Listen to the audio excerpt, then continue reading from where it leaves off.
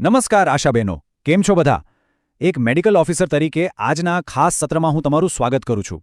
આજે આપણે સીધી જ વાત કરીશું HBYC વિશે, એટલે કે home based care for young child. તમે જાણો છો કે આ કાર્યક્રમનું લક્ષ્ય શું છે, ખરું ને? આજે આપણો ઉદ્દેશ્ય મેદાન પર એકદમ પાક્કી તૈયારી રાખવાનો છે, જેથી આપણું એક પણ બાળક યોગ્ય સંભાળથી વંચિત ન રહી જાય. તો ચાલો શરૂ કરીએ. ઠીક છે, શરૂઆત કરીએ આપણા પહેલા વિભાગથી, HBYCના લક્ષ્યો અને આપણી મજબૂત ટીમ વિશે.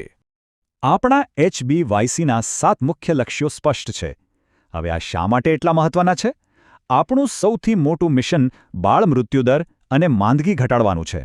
સાથોસાથ બાળકોનું પોષણ વધારવું, તેમનો શારીરિક અને માનસિક વિકાસ યોગ્ય રીતે થાય તે જોવું અને કુપોષણ ઘટાડવું એ બધું આમાં આવી જાય છે.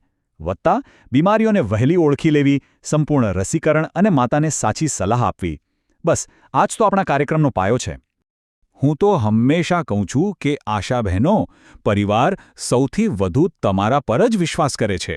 ખરેખર, તમારી ઘરેલું મુલાકાત એ માત્ર કોઈ ડ્યુટી નથી, પણ એક નાના બાળકના સ્વાસ્થ્ય અને તેના ઉજ્જવળ ભવિષ્ય વચ્ચેની સૌથી મહત્વની કડી છે.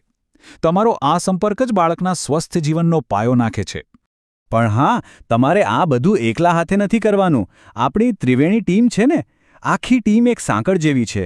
તમે એટલે કે આશા બહેનો પરિવાર સાથે સતત સંપર્કમાં રહો છો. પછી આવે આંગણવાડી કાર્યકર એટલે કે AWW બહેનો, જે પોષણ અને ખોરાકની સલાહ આપે છે. અને ANM બહેનો આરોગ્યની ચકાસણી અને રેફરલ સંભાળે છે. આ ત્રણેયની જોડી જમાવશે તો જ આ કામ 100% સફળ થશે. હવે વાત કરીએ વિભાગ 2ની. આ મુલાકાતોનું સમયપત્રક શું છે અને કયા 5 અચૂક કામ કરવાના છે? HBNC પૂરું થાય એટલે બરાબર 42 દિવસ પછી HBYCની સફર શરૂ થાય. ક્યારે જવાનું છે? બાળકના 3જા મહિને પહેલીવાર, અને પછી 6ઠ્ઠા, 9મા, 12મા અને છેલ્લે 15મા મહિને. આમ 5 મુલાકાતો કરવાની છે. અને ખાસ વાત, દરેક મુલાકાતમાં પૂરી 30 મિનિટનો સમય આપવાનો જ છે, કારણ કે ઉતાવળમાં બાળકની સંપૂર્ણ તપાસ ન થઈ શકે, બરાબર ને? તો સૌથી અગત્યની વાત એ છે કે આ 30 મિનિટમાં ખરેખર કરવાનું શું છે? અહીં આપણું જાદુઈ પંચસૂત્ર કામ આવશે. દરેક મુલાકાતે આ 5 કામ તો અચૂક કરવાના જ છે. બીમારીની તપાસ, વજન અને ઊંચાઈ સાથે પોષણની ચકાસણી, ઉંમર પ્રમાણે બાળકનો વિકાસ, રસીકરણનું સ્ટેટસ અને માતાને જરૂરી સલાહ તથા વસ્તુઓ આપવી. આ પંચસૂત્રને મગજમાં બરાબર બેસાડી લો. બીમારીના લક્ષણો પકડવા, બાળક ઉંમર પ્રમાણે બેસતા કે ચાલતા શીખ્યું છે કે નહીં તે જોવું, અને ORS તથા IFS સિરપ ઘરમાં પૂરતા પ્રમાણમાં છે કે નહીં તે ચેક કરવું. અને હા, મમતા કાર્ડમાં નોંધણી કરવાનું અને માઇલસ્ટોન ટ્રેક કરવાનું તો બિલકુલ ભૂલવાનું નથી. આ બાબતમાં તો કોઈ જ બાંધછોડ નહીં ચાલે, પાક્કું?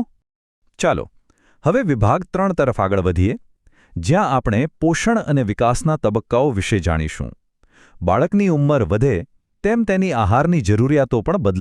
3 મહિનાની મુલાકાત વિશે, જે ખરેખર બાળકના સ્વાસ્થ્યનો મજબૂત પાયો છે. હવે જુઓ, જ્યારે બાળક 3 મહિનાનું હોય ને, ત્યારે આપણું મુખ્ય ધ્યાન માત્ર ને માત્ર એક જ વસ્તુ પર હોવું જોઈએ, અને તે છે એક્સક્લુઝિવ બ્રેસ્ટ ફીડિંગ, એટલે કે માત્ર સ્તનપાન. આની સાથે મમતા કાર્ડ પર બાળકના વજન અને ઊંચાઈની નોંધ કરીને બેઝલાઇન ટ્રેકિંગ કરવું બહુ જ જરૂરી છે. અને હા, બાળકમાં બીમારીના કોઈ તાત્કાલિક લક્ષણો તો નથી ને, તે પણ અચૂક તપાસવાનું છે. 6 મહિના પૂરા થાય એટલે બાળકના જીવનનો એક નવો તબક્કો શરૂ થાય છે, અન્નપ્રાશન.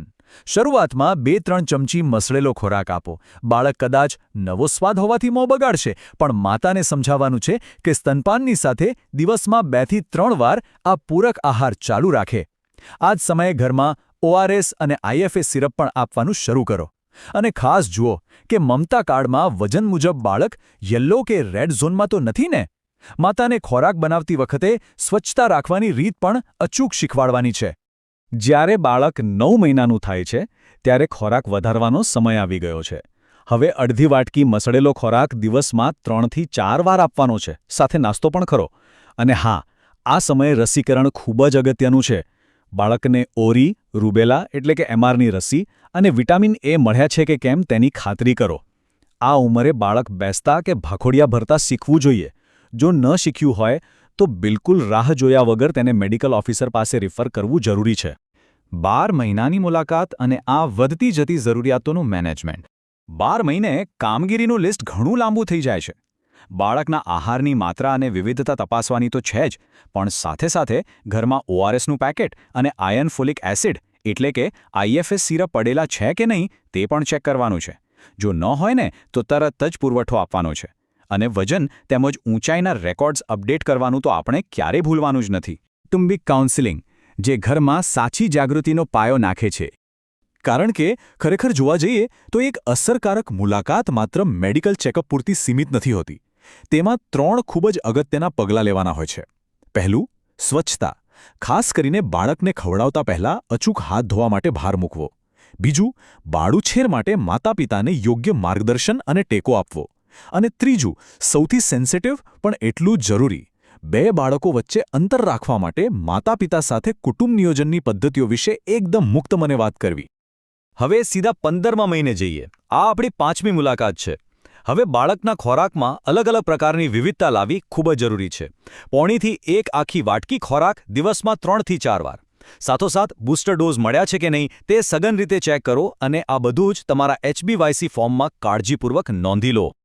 આ બધી આહારની માહિતી યાદ રાખવી એકદમ સરળ છે. આ રીતે સમજો: 6 મહિને માત્ર 2-3 ચમચી, 9 મહિને અને 12 મહિને અડધી વાટકી પણ ખોરાકની ગુણવત્તા વધુ સારી, અને 15 મહિને આખી વાટકી. ઉંમર વધવાની સાથે ચમચીથી લઈને આખી વાટકી સુધીની આ ધીમી પણ અત્યંત જરૂરી સફર છે. આને આપણે વાટકીનો નિયમ કહીશું. બાળકની ઉંમર વધે તેમ વાટકી કેવી રીતે ભરાય છે તે સમજવું અગત્યનું છે. અહીં એક ખાસ વાત નોંધવા જેવી છે. ક્યારેક બાળક ઓછું ખાતું હોય એવું લાગે તો માતાને ખીજાવવાનું નથી, પણ શાંતિથી કાઉન્સેલિંગ કરીને સમજાવવાનું છે કે ખોરાકની માત્રા અને આવૃત્તિ ધીમે ધીમે વધારો. હવે થોડી ગંભીર વાત કરીએ. વિભાગ 4, લાલ નિશાનીઓ અને રેફરલ. અહીં આપણે તાત્કાલિક પગલાં લેવાની જરૂર પડે છે. જરા વિચારો અને યાદ કરો, એવી કઈ પરિસ્થિતિઓ છે જ્યારે તમારે કોઈપણ જાતની રાહ જોયા વિના બાળકને સીધું જ નજીકના આરોગ્ય કેન્દ્રમાં રિફર કરવું જ પડે? આ સુરક્ષાની એવી હદો છે જે આપણે ક્યારેય પાર નથી કરવાની. અને આ બરાબર એ જ દર્શાવે છે આપણી 3 તાત્કાલિક લાલ નિશાનીઓ. પહેલી, ગંભીર કુપોષણ એટલે કે સેમ. જો મમતા કાર્ડમાં બાળક લાલ ઝોનમાં હોય તો સીધા NRC ખાતે મોકલો. બીજી, વિકાસમાં વિલંબ. જો બાળક ઉંમર પ્રમાણે બેસતું કે ઘૂંટણીએ ચાલતું ન હોય તો તરત મેડિકલ ઓફિસરને બતાવો. અને ત્રીજી, ગંભીર બીમારી. જો બાળક ખૂબ જ માંદું દેખાય, ખૂબ તાવ હોય કે ચેપના લક્ષણો હોય તો તરત જ દવાખાને પહોંચાડો. આ 3 નિશાનીઓમાં કોઈ જ વિલંબ નહીં ચાલે. અને છેલ્લે, વિભાગ 5, આપણું માસ્ટર ચેકલિસ્ટ રિવિઝન. આપણે આખી વાત ફરીથી મગજમાં બેસાડી લઈએ જેથી મુલાકાત વખતે કોઈ જ મુદ્દો છૂટી ન જાય. 9 માસે, 12 માસે કે 15 માસે કઈ કઈ બાબતો પર ખાસ ધ્યાન આપવાનું છે તે બધું જ અહીં સ્પષ્ટ છે. સ્તનપાન ચાલુ છે કે નહીં, પૂરક આહારની માત્રા, મમતા કાર્ડમાં નોંધણી, આ બધું તો દરેક મુલાકાતમાં ચેક કરવાનું જ છે. પણ વિકાસલક્ષી બાબતો અને રસીકરણ માટે અમુક મહિનાઓ ખાસ મહત્વના છે. દરેક મુલાકાત પછી તમારું HbYC ફોર્મ પૂરેપૂરી ચોકસાઈથી ભરવાનું જ છે, જેથી આપણી સેવામાં કોઈ ખામી ન રહે. હવે આ બાબતની સૌથી રસપ્રદ વાત એ છે કે આપણે ફોર્મ ભરવાને કઈ રીતે જોઈએ છે. આ 5 મુલાકાતો અને ભરાયેલા ફોર્મ એ માત્ર કાગળિયા નથી હોતા. તે એક નાના બાળકના સ્વસ્થ જીવનનો નક્કર પાયો છે. તમારો અપડેટ કરેલો સાચો રેકોર્ડ, તમારી સાચી સલાહ અને સમયસરનું રેફરલ આખા પરિવારની જિંદગી બદલી શકે છે. તો અંતે એક પ્રશ્ન હું તમને વિચારવા માટે પૂછવા માંગુ છું. આવતીકાલે તમે જ્યારે ફિલ્ડમાં આગામી મુલાકાત લેવા જશો ત્યારે શું તે માત્ર એક ચેકલિસ્ટ પૂરું કરવા પૂરતી પ્રક્રિયા હશે કે પછી આપણા સમુદાયના એક સ્વસ્થ ભવિષ્યનો પાયો નાખવા માટેની મુલાકાત? મને પૂરો વિશ્વાસ છે કે આજના આ માસ્ટર ક્લાસ પછી તમે પૂરા ઉત્સાહ સાથે ફિલ્ડમાં શ્રેષ્ઠ જ કામગીરી કરશો. તમારી આ અથાક મહેનત માટે દિલથી ખૂબ ખૂબ આભાર.